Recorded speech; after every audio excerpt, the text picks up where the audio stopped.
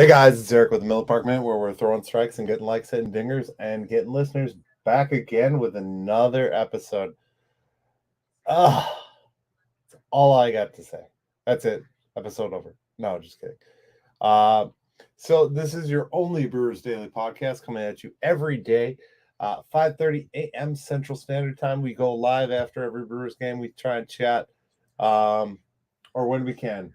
There'll be games I miss, I'm sure, but.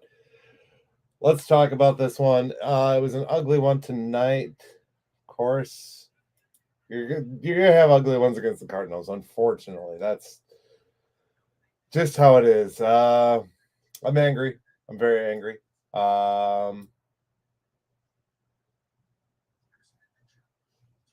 That's totally unacceptable. Well, it happens though, Roosevelt. I mean, at the end of the day, you're not gonna win all 162. You're not gonna win 161. That's never happened in the history. I'm sick of that conversation that was even had over the last week. It was making me nauseous just to see it. But I mean, it is what it is. Yeah, and that's true. Saw this coming. I agree 100%. They were due.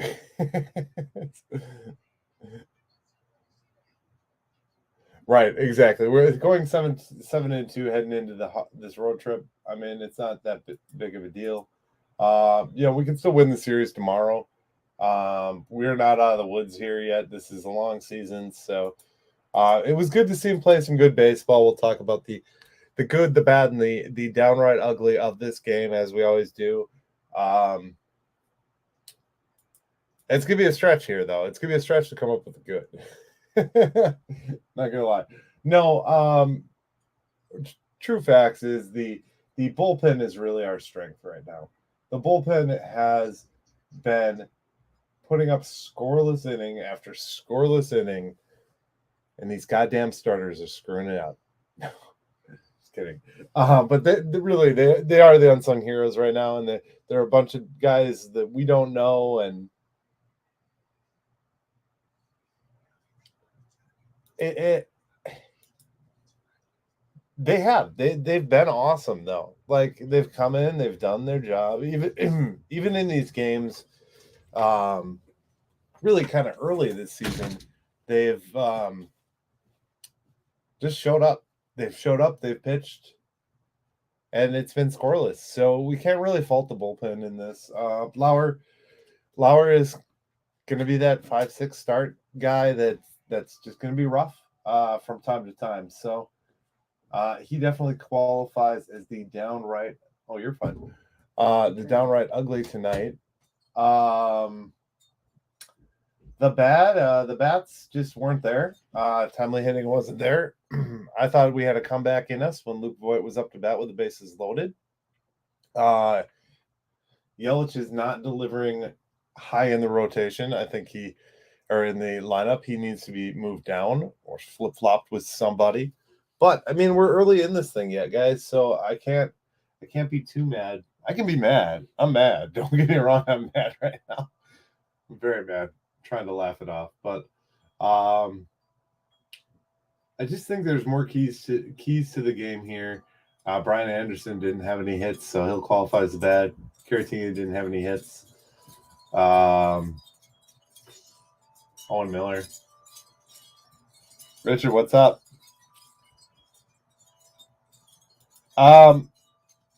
Lauer's problem. So Lauer is going to be one of these guys we're going to see go in and out.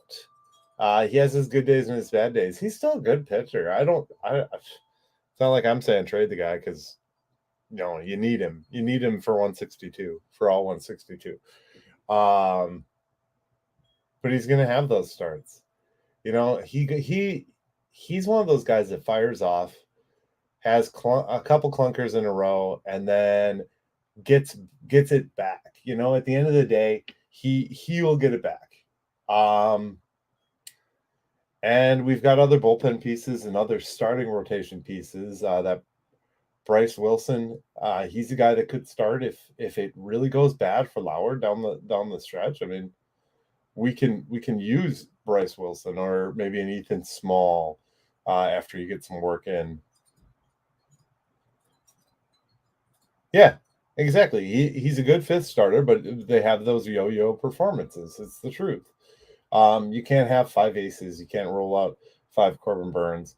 You're gonna, and there was some good news on the Adrian Hauser thing. He's thrown two bullpens. They look like they're gonna send him down to get a start down in the minors and maybe bring him back up. So maybe we use him.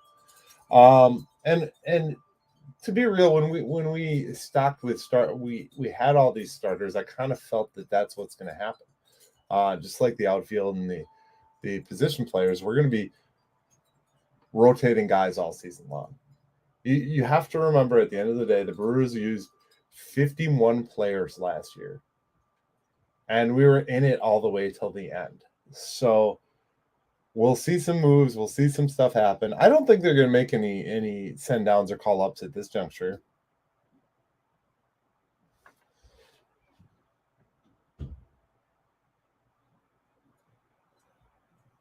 Yeah, it was a horrible game. It was just terrible, and it sucked.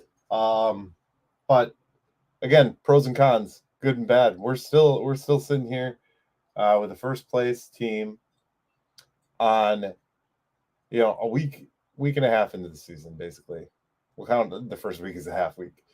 I think that the bats were okay tonight. I mean, Christian Yelich is just downright ugly right now, and he'll get into a better stretch. And I didn't like the lineup today. I find it weird that they keep trying to keep Yelich up at the top. I agree with that. I agree with your. I think at this juncture, we are really, kind of tinkering with what we've got in this team. You see Weimer moved up today, and they kind of don't know what they have and who's going to hit in succession. And they're going to play with that. And Craig Counsell is going to throw out 160 different lineups this season, so maybe 150.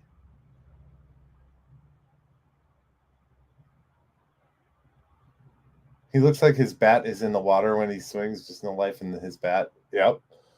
It's the truth. I mean, he supposedly was feeling his best, had this great unplugged off season, and did all this great work, but who knows what it equals. I mean, now in a month from now, Yelich could be on fire, and we could talk about him, hitting 10 dingers in 10 games or some crap like that. We don't know. And you don't know with any of these guys. We don't know that Weimer and the young bucks are going to continue to perform. We just don't know. I mean, it's a long season, and Cardinals got a good club. They do. I mean, they got two all-stars in the infield, solid all-stars, MVP candidates, you name it. We've got a bunch of unproven guys right now, so we'll see what happens in the long haul. If we come back swinging tomorrow, I think that'll be great. I enjoy the fact that the crew has this young core of players that can just bounce back. We got Freddie on the bump tomorrow. It'll be all right. He's looking great. He looks like he buffed up, and he just had kids, so I'm sure he's kind of in a special place. I think once these guys have kids, they get in this special zone. It's kind of weird and crazy at the same time. You go into like almost like a spot where you're being the best you can be. And I can say that from personal experience. So the downright ugly, of course, is Lauer's pitching.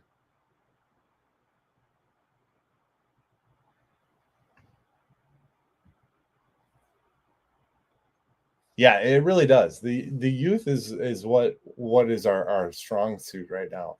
So at the end of the day, all these guys are very, very resilient, and they'll come back tomorrow and they'll be fine. I'm not worried about that. I'm not worried that and we'll go through the ebbs and flows of the season. I mean, at the end of the day, you're going to lose 60 plus games and you're going to have bad stretches. It would have been cool to start the year on a really good stretch, but just it isn't there yet. I mean, it's we're on the best. I think I still haven't referenced it because I just haven't had the time, but I still think this is probably the best start through. Was it 8 games?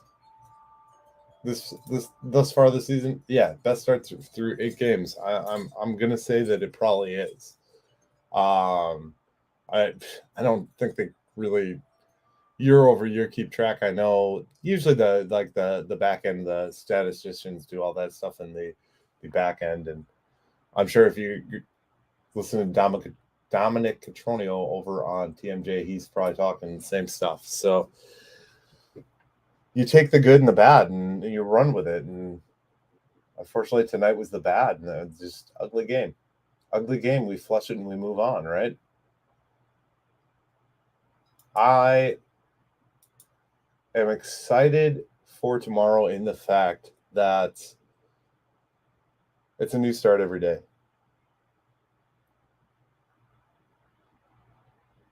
Give Yelich some sort of time off. I mean, it might. Yes, I got the article you sent me. So I didn't read it yet. I've been crazy busy all day today, but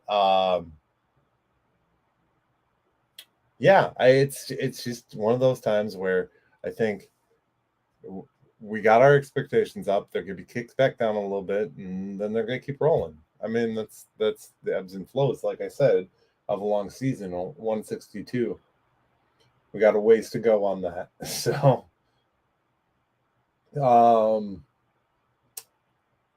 and I've seen all kinds of scenarios today, and I think one of the things that we don't want to lose sight of is that realisticness. Like a lot of people are like, well, maybe we could trade Christian Yelich. It's like no one's going to take that. He's our boat anchor. He's going to stay here. I've said this 100 times.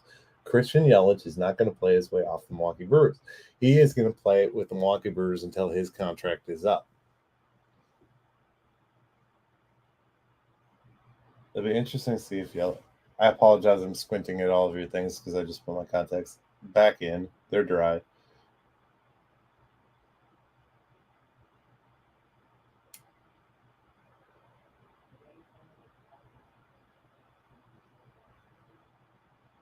I agree with that. I mean, it would be interesting to see because now we do have this core that we could just stick out in the outfield. I don't think I don't know what they're going to have. We're too early into this Yelich contract for it to go anywhere. That's the big problem.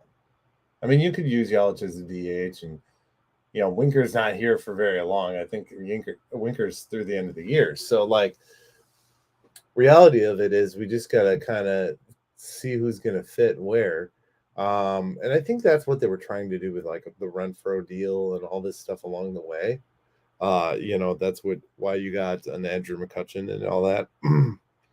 But I think the core of the issue is Christian Yelich just needs to hit.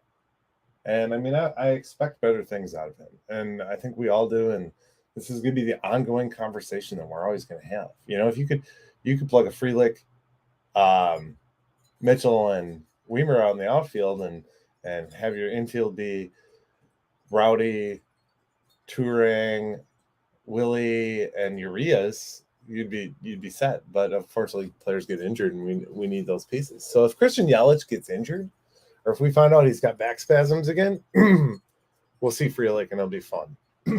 That's my thought on that. Do you think we have an Anthony Rendon situation where Yelly doesn't care? I'm not gonna say no, but like he just I don't know. I've said this year over year, after year after year after year.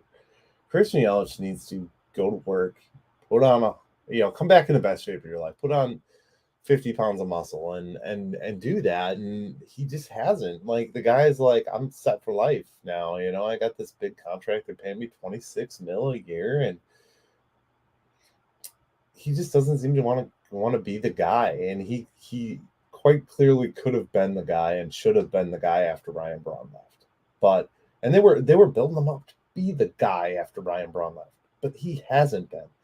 And I've gotten a lot of flack over the years for saying speaking negatively on him. Some guy on Twitter, and he actually watches the show. I put out a tweet about him, and some guy's like, "Well, he's a professional. At least he's trying." And I'm like, "Yeah, trying doesn't get you 26 mil a year. I try every day at work and to do my job, and I don't get paid $26 million a year. And I know it's a different industry. I'm not a professional baseball player, but at the end of the day, trying isn't good enough when you're Christian Yelich. Trying isn't good enough when you're on a major league level team. Sal Frelick is trying a lot harder than Christian Yelich is trying. And he's in AAA. He didn't get the call. I don't know how. I'm sure he doesn't. But once you get to a certain level or a certain, I don't know all the rules of that. But you can't. It's not like you can send Christian Yelich down. Christian Yelich is really, really the bane of a good hitting team right now. Because even Voit, not Voit. Yeah, he's not hitting, but he's also not the everyday. You're going to see more Rowdy than you are Voit. You're going to see more Willie Adames at shortstop than you are Turing. You're going to see Turing at second base. When it's not your everyday player, Owen Miller maybe would be a better example. Owen Miller is gonna be a position player that's going to be used as utility, just like Mike Brasso, just like you name it. And Brian Anderson's being used all over. And I just don't get where Yelich is broken.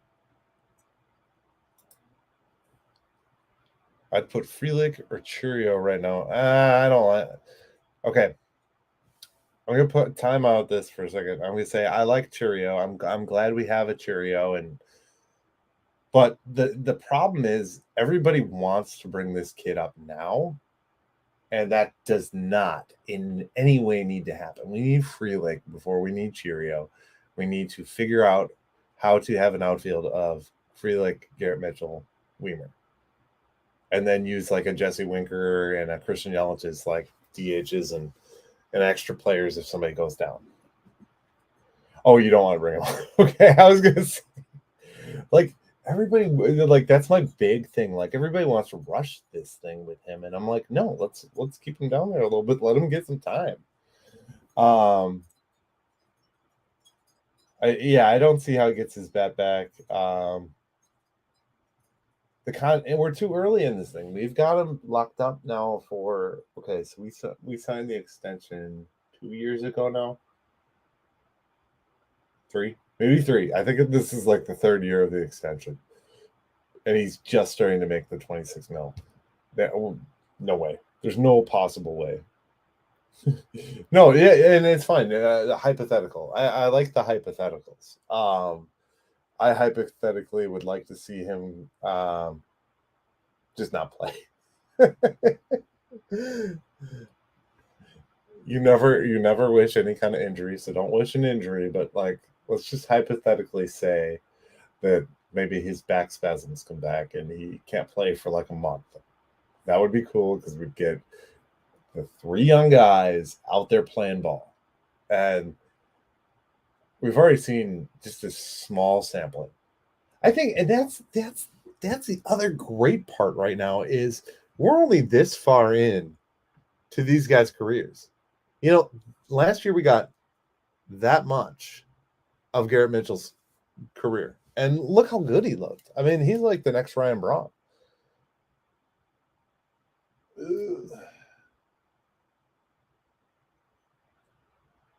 2028? Oh.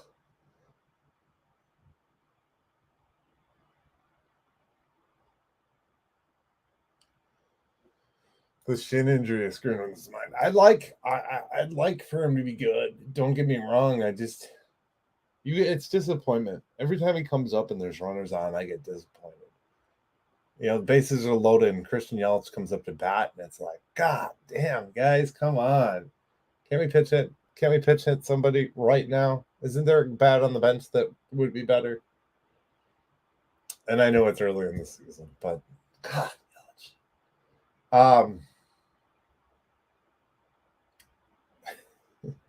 why? Why do we have to have this? Like, why couldn't the superstar we signed work? And I know Giancarlo isn't crazy. I don't know. He hasn't been crazy productive, I don't think. I mean, he's good, but I've used him year after year in fantasy, and he seems to get a couple points here and there, but he's not like an everyday beast. Ozuna, I don't think Ozuna is an everyday beast. I think what happens in Milwaukee, and I've actually been working on it, like writing a script on this. Hitting in Milwaukee seems to, like, when we bring guys in, they seem to get broken.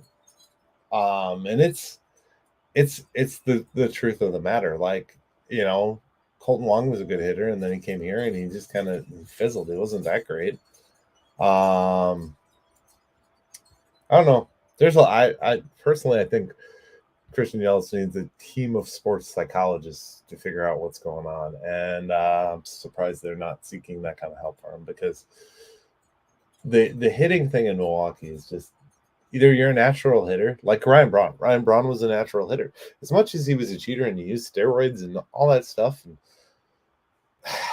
he was a natural hitter. He could hit. And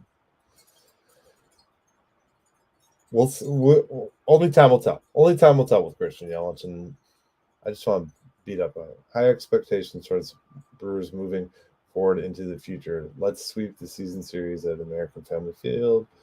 And into the future, is that being greedy for them to win them all? Well, they're not going to win them all. That's physically impossible. So, yes and no. I mean, you're gonna come somewhere above 500. You're gonna get a playoff berth. These are all things I've said already. I mean, if you haven't seen the season preview video, there's a list, 23 things the Brewers should do in 2023. It's a good list, but it's hard to expect them to win every day. It's hard to expect them to come out on top, and that's the thing we have to remind ourselves, and we have to ground ourselves as fans. Football season, it's easier to go 17-0 or 18-0 or 19-0 in the long haul.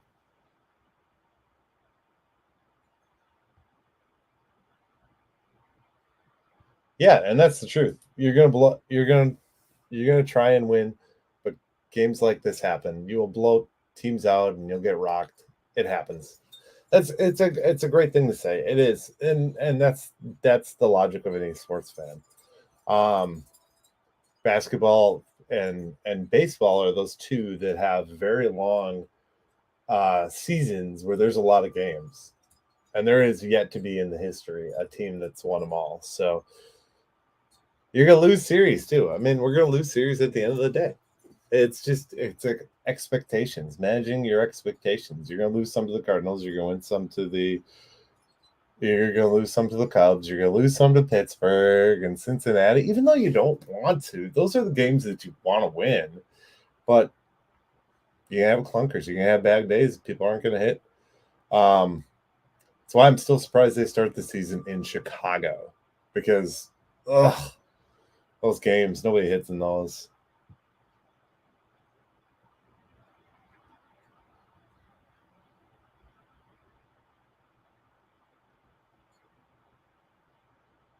Unless you're Tampa. Yeah, Tampa's on a tear. But I mean, these things will work themselves out in the long haul. Long and short, they're going to work themselves out. I mean, we're fresh into this thing, and it's fun to talk about. It's fun to speculate that we could, that you could win them all. And Tampa's one of those sneaky teams. They really are. They're still perfect. I don't even look. Tampa Bay Rays. Where are they? Hey, no. Oh my God. That's awesome. That's so cool. And it's funny. It's funny to think like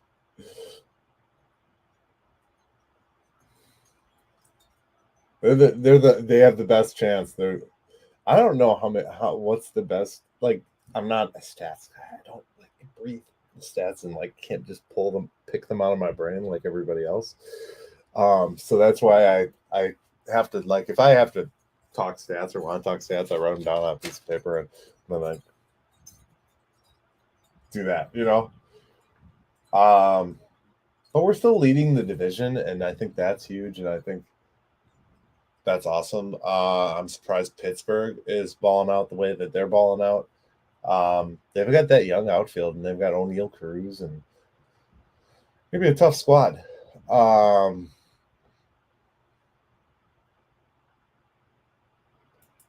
they have played the worst three teams in baseball. That's what happens, though. And good teams beat bad teams beat good teams, and good teams beat bad teams. I mean, that happens every day. So I don't know. If I were to build this lineup every day, I would have so much fun with it, because you look at who we got and what's going on right now with the team, and it's like sunshine and rainbows, just good things, good vibes. I mean, you could really kind of fill these guys in anywhere, um, and they'll play with it. And they'll work it to a good enough lineup. You know what I mean? Like, there'll be some rotating spots throughout the season, and we'll have a lot of fun with it. Yes, it would. It would, Andrew. I agree. Tampa. He says Tampa Bay versus Milwaukee in the World Series would be fun. I'd also like to see like Seattle versus Milwaukee. I think that'd be a fun matchup. Just because we have such a deep tie to Seattle. Um, but yeah, it's funny to think about, like, these teams are. I said the other day I'd like to see the teams with money win, just to prove that spending money works. Um, but now I'm kind of being proven wrong by what the Brewers have pulled out of these rookies and what they're doing with these rookies at this juncture. Um, but we'll see. We'll see what it does in 162.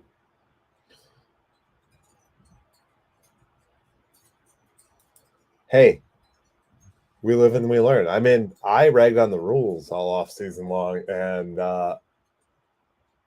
I'm actually really enjoying baseball now. I mean, you can watch a game and get on with your day and get on with your night. And in my case, where I'm recording a live show almost nightly, it's very nice to be able to get stuff done and record this and put it out before midnight. Like, a lot of nights, and this week is going to be the week for that. Like, especially with playing West Coast teams, like East Coast, West Coast, right?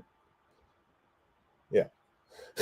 Late games, lots of late games. So I don't know that I'll be live because I don't know who will be up, but I'll record videos, and they might be tired videos. Like, I unfortunately I go through the ebbs and flows of the season, and the ebbs and flows of podcasting are that you're like, sometimes you're tired and there's no energy to a podcast because you're like, there's just nothing to talk about.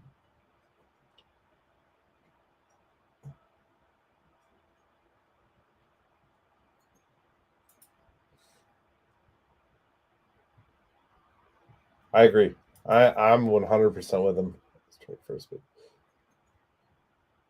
yeah, and that's the thing. Like, it's cool because it's like it's new and different, and like it's gonna change the game for the better. And I think once the vast majority of fans come back and realize that they didn't screw this up this time, and I'm gonna credit Theo Epstein. Theo Epstein was the guy who did this, and he like pioneered what turned out to be probably the best change to a sport to ever take place.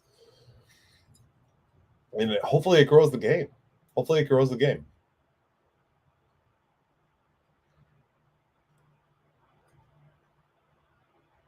Right, right. So it's funny you say that because I was at that game as well. And I always have my phone out and I take a lot of pictures. If you go to my social media pages, you can see some of the pictures. Um, and they're of my family too. Like my wife, my son, and I go to games, and that's our thing. And the the the the part of it is if you're not looking, you're gonna miss something now. Like you can go through an inning if you're staring down at stats or fantasy baseball or something on your phone or trying to set up something. Like even when I bring my camera to a game, like I didn't bring my camera on Wednesday, but I had my camera Monday, and I spent too much time screwing with my camera and not enough time watching the game. Um, and I think it goes the same with watching it on television. Now you're not going to be able to take the normal breaks and stare down at your phone and watch YouTube or TikTok videos. You're going to have to watch my videos after the game, which is fine. I'm okay with that. Whatever you watch is fine with me.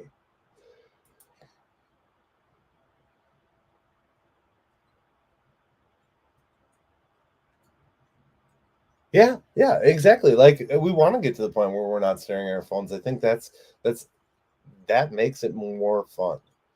Because I didn't realize the amount of time, and I mean, I live on my phone. I do social media, obviously for fun, and this is part of my life. But I don't want to. I want to spend less time on it, not more time. I mean, I do Uber, and Uber's enough time staring at your phone. Your phone is literally in front of your face the whole time. It's just it is what it is. So it makes it better to not be staring at your phone the whole time. I really think so, and it makes it better because you're forced to watch the game. You're forced to see it, or you're gonna miss it. I was watching. What was I watching? Oh, it was a game early in the season where Hunter Renfro made a catch. It was like an older over the shoulder no look catch, and it was like super awesome. And it was like I just missed that because I wasn't paying attention. They replayed it, and I caught it on the replay, but still, like you miss the good parts of the game if you're not watching, particularly, and that sucks. That sucks. I said downright ugly is just Christian Yelich in the pitching, right? Or in the Eric Lauer starting pitching. I'm pretty sure I said that already.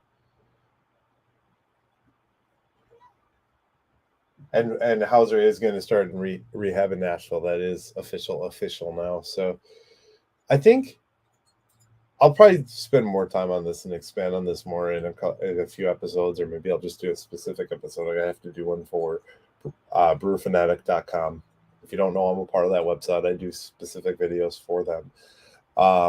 But I think that'll be my next breakdown. There was 43,000. Is that the attendance? I didn't even click on that yet. I'm in the box score. I just didn't click on that. Well, and it was the first giveaway too. The Giannis giveaway is, of course, going to be really popular. What was the total? 43 what? 43 what? Lauer had a pitching violation. 43,077. Yeah. Wow. That's awesome. And I think people are going to get the word. Like, people are going to start hearing this is a better game now. So that's huge. Like, for the sport as overall. Like, opening day was a sellout. So basically, they sold all the tickets, but there wasn't people inside. Opening day is a drunk fest. We all know this. And for us to see this amount of people in a game on a regular basis is going to be fun. It's going to be fun to go to games and have sellouts and things like that. As much as I don't like, sometimes I like to have like open seats next to me. I might have to start singing the 400s if the game gets better, because this will improve the money that the Brewers can spend. I mean, we haven't done jersey patches on the shoulder yet. They're coming. Don't worry, they will be here sometime this season. They just have to find an official partner that's going to pay them enough money for it. And we'll see how Sunday is. Now that Sunday's not a giveaway day, and they're doing a $50 or $60 value package for families, is it going to make them bigger or smaller? Like, I don't know. Like, the bobblehead was always a huge craze, and I know that the Giannis jersey was a huge craze. I mean, they gave out 30,000 of those damn things.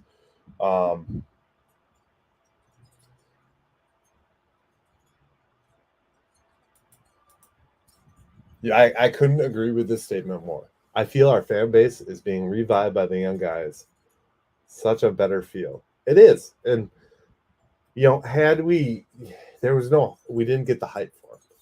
And I think them doing the docuseries that they did, the freshmen, really, really made this worthwhile because it was like a hype video in a series. Like you're hyping these guys up to be as good as they're going to be, and now they're coming out here and they're proving it, and they're going to work and they're proving it, and they're young, so they'll be resilient. They'll take a 6-2 or 6-0 loss personal, and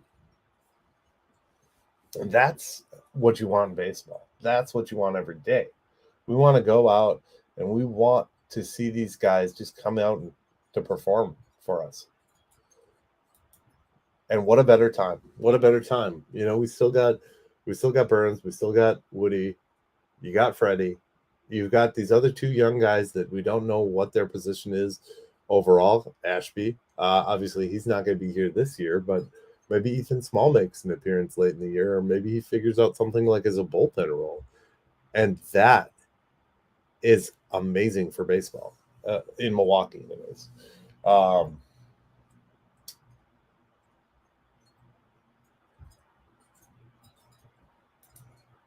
Yes, me too.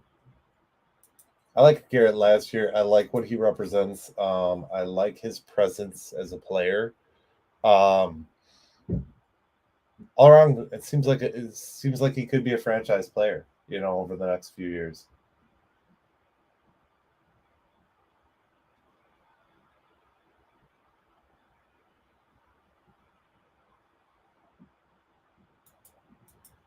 Gasser? Robert Gasser? Or David? Robert Gasser? I don't know that they got enough of a feel for him yet. I don't know. They haven't really said too much in all the prospect articles that I've read about his timetable to Milwaukee. They might just bring him up as a feeler just to see where he could go. And I forgot he was the remaining piece. I know, like, you know these moves and you know what we got, but it's like you kind of forget about them too because there's just so many prospects and pieces in this whole pie. I mean, we signed another guy, Justin Wilson, and for some reason when Bryce Wilson was in the other day, I thought it was Justin Wilson. I was like, I thought he was injured for half the year. Hitter for Contreras and multiple arms. Ended up being good. It sucks we let him go, but I have faith in Devin, and it was inevitable. I still struggle with this every day. I still struggle with it every day, Ryan. What we got out of it was good. But we were good the way we were. And you sabotaged a team that could have went to the playoffs. We just fell off hard, and it's because those guys were all used to each other, and there's team camaraderie. There's a lot of things to say about it, but like hindsight, yes, I don't consider Contreras a win out of the Josh Hader trade. Contreras and anything that happens after, I don't like. They fucked up the season with trading Josh Hader, and in turn ended up. Yeah, the collapse was a trade. Yeah, you're dead nuts on there. So yes, Contreras is a good. I mean, we're gonna have a good catcher for 5 years. He seems to be a solid player, and I look forward to watching him play for many years to come.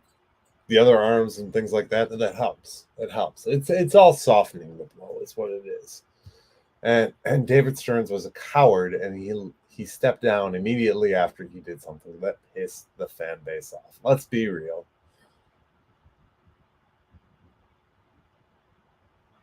It did it to all of us, though. Andrew, you can't even be mad. Like you can't be upset at yourself because they did this to all all of us. They basically just stuck their middle finger in the air and waved it as high as they possibly could, and then they threw some $6 ticket vouchers at us and our concession stand vouchers at us and thought we'd be happy. It's like, hey, we just effed our series chances, but hey, here's some free food at the games. Free hot dog. There you go. Go get them. It was hard, and like, I think that's why this youth movement has been very good, because it has made it like, okay, they didn't just totally screw us, like.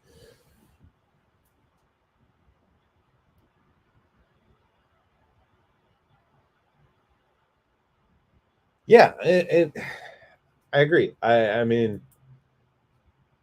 right now, the Corbin trade is something that's going to be a hot topic, and I personally think you don't need to get anything for him. And I've said this in multiple occasions in multiple videos. First, I want him to pitch as good as he can.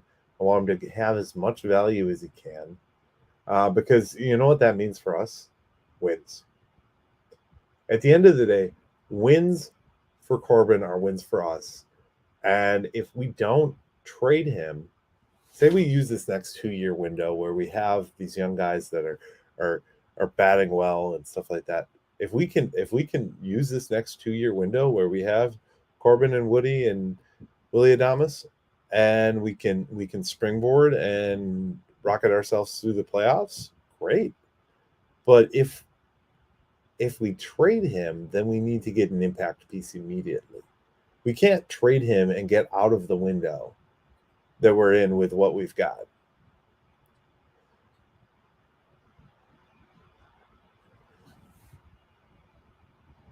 I mean, Andrew, I'm not going to say you're wrong. I mean, I think the arbitration thing with Josh Hader was part of why he got traded, because there was a little bit of friction and unhappiness with the organization after that from Josh Hader. And I think anytime they devalue a player like that, it's going to cause friction with that player, because they don't understand that it's business, it's not personal. They just don't want to cut a check. I mean, they're already cutting a big enough check to Christian Yelich, as we talked about earlier in the episode, and they can't avoid that check. So they're going to try and cut these guys as little money as possible. Now, when Garrett Mitchell and these guys all come up for arbitration, they're gonna make $1 million, $2 million, $3 million, $4 million, $5 million, and it's going to be what it's going to be, and they're gonna fight those deals too. That's the business of baseball. Unfortunately, it's a shitty business. It's a very shitty business.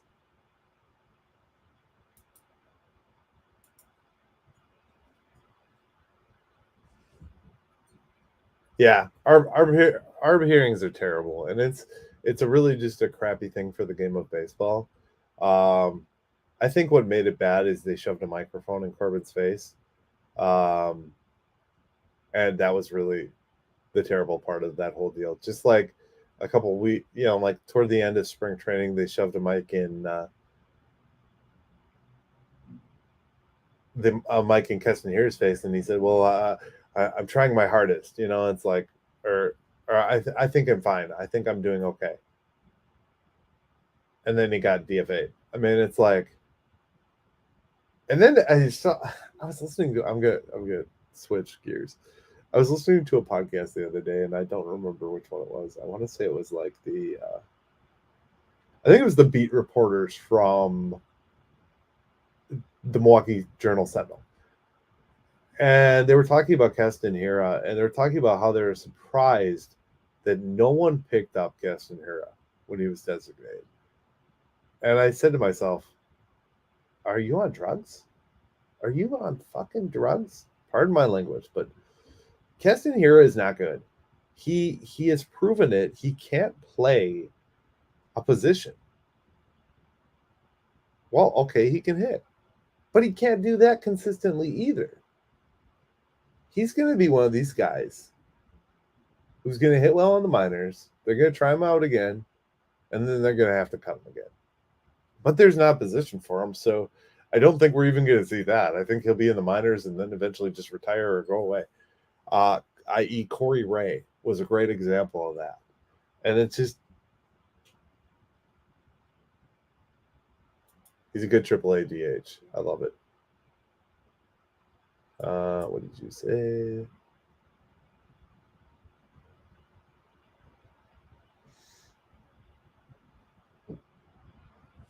Yeah, and Corbin is going to be. Please no more Hero. Comment of the day right there. Please no more Hero. I'm over it. I don't want to see it anymore, and I think that the organization is just, they hang on to these guys like this. Some of these highly touted prospects that we've had over the years, we've hung on to for too long. And I'm gonna throw this one out there. Even Orlando Arcia needed a change of scenery 2 years before it happened. He got some good streaky hits for us. He was part of the playoffs in 18. I'm not going to discredit everything Keston Hiura did for us, or not Keston Hiura, Orlando Arcia did for us.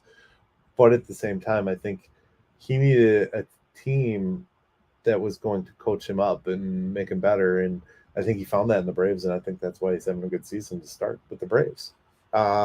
Sometimes a change of scenery makes a player better. And you could say that with Christian Yelich too, but I don't think. Yeah, Domingo was another guy. Like, we had these guys, and the only what was it? Domingo Santana, Brett Phillips, and Keon Broxton. Those guys all fell off. I think last season Keon Broxton was playing in Mexico, and then we re-signed him for AAA. And then I think Domingo is out in Japan right now. And Brett Phillips is an Angel. So, and I think Brett Phillips' versatility is the only reason he's still a Major League Baseball player. I honestly do, because it's just funny that he pitches occasionally. But now the rules have changed, so we'll see if that actually continues. I loved Keon too.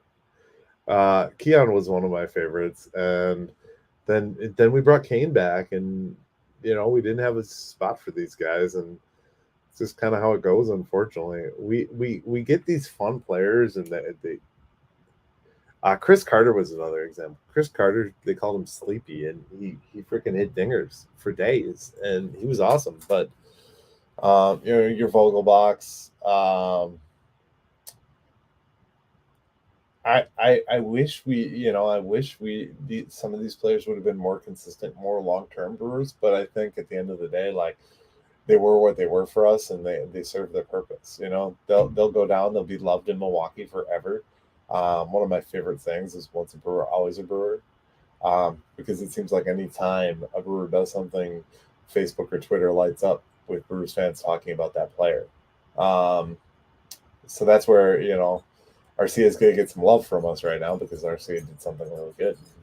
It's playing really awesome. Josh Hader will be one of those guys. And it'll be interesting to see where Hader's career goes with San Diego, if they extend him, or they've got the money. They've been spending money. So, yeah. Is there anything else you guys got on the agenda or want to talk about tonight? Arenado hit number 300 milestone home run. Congrats for him. Good job. Oh, Russell Brandon he was a beast. He was a part of that era where we just had, like, good offense, and our pitching was kind of terrible. I mean, Giovanni was kind of the best thing we had going for a while, and that was fun, but at the same time, it is what it is. Guys, we have gone 50 minutes on a live. I appreciate you, Andrew and Ryan. Welcome aboard. Thank you for joining the chat tonight. I really appreciate every time somebody participates and is active in this thing. So feel free to come back, check on by. This video will go live tomorrow. I'm not going to add anything to it. It is live after the show. So, Guys, thank you for watching tonight. Thank you for participating. I always enjoy it. Start again tomorrow. Yeah, I talk Brewers every day, so feel free to join the lives. I'm gonna try and make this a regular thing. I might miss a few here and there, but I'm gonna try and chat Brewers on a regular basis and just do it live. And as always, cover the good, the bad, the downright ugly of every game. And the show is up every morning at 5:30 a.m. Central Standard Time on anywhere: Rumble, YouTube, Spotify, Google, Castbox, iHeartRadio, you name it. It's there in audio, video form. And then you go over to brewfanatic.com and you see my additional videos, and use the code Miller Park Minute at SeatGeek to save $20 off your first purchase with SeatGeek. And if you want to support the channel, you can go over to patreon.com/Miller Park Minute and support us right there. That's all I got for you guys tonight. Thank you for being here. Thank you guys so much. Have a great rest of your night, and go Brewers.